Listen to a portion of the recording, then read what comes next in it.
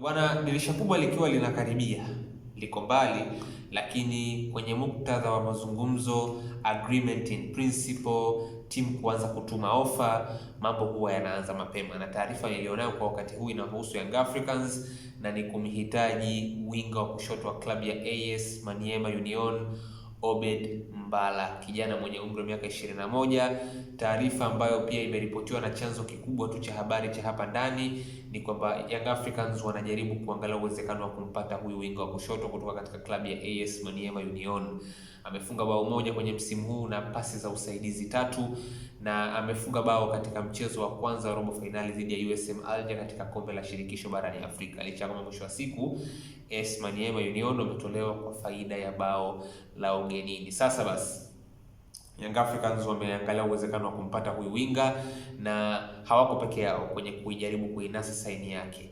MC Alger nao wanajaribu kupanda down na Young Africans kwa ajili ya kuipata huduma ya Obed Mbala.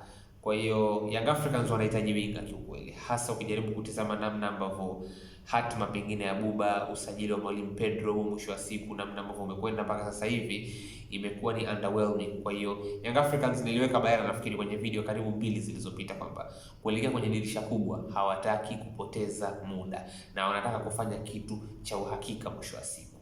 Nilishaweka bayana kwamba kuna ukweli mkubwa sana kuhusu alichokisema Ally Kamwe kwamba ni kweli usajili wa Young Africans ulifanywa na makocha.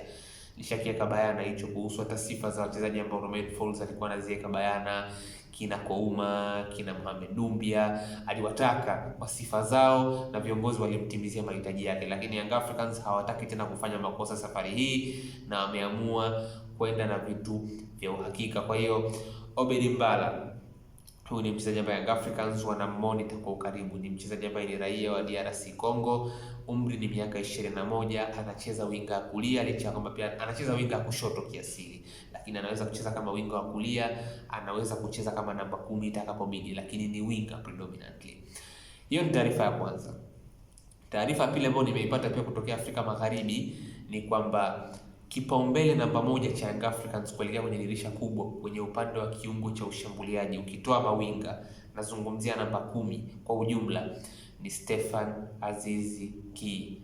Hii nitairudia na nitaisisitiza, Young Africans wanataka Stefan Aziz Ki aje awe ndo mshika funguo kwenye eneo la namba 10. Lakini endapo watamkosa Stefan Aziz Ki, ndipo taarifa niliyoipata inasema kwamba wataelekea kwa Souleymane Fofana, kijana mwenye umri wa miaka 19 ambaye anacheza katika klabu ya ASEC Mimosas, ambaye amekuwa katika kiwango bora sana, top scorer wa ligi kuu ya Ivory Coast mpaka sasa hivi. Huyu ni chaguo la pili nyuma ya Stefan Aziz Ki. Kipaumbele cha Young Africans kwanza ni kujaribu kumpata Stefan. Wakimkosa Stefan Aziz Ki, basi wataelekeza nguvu zao kwenye kujaribu kumpata Souleymane Fofana.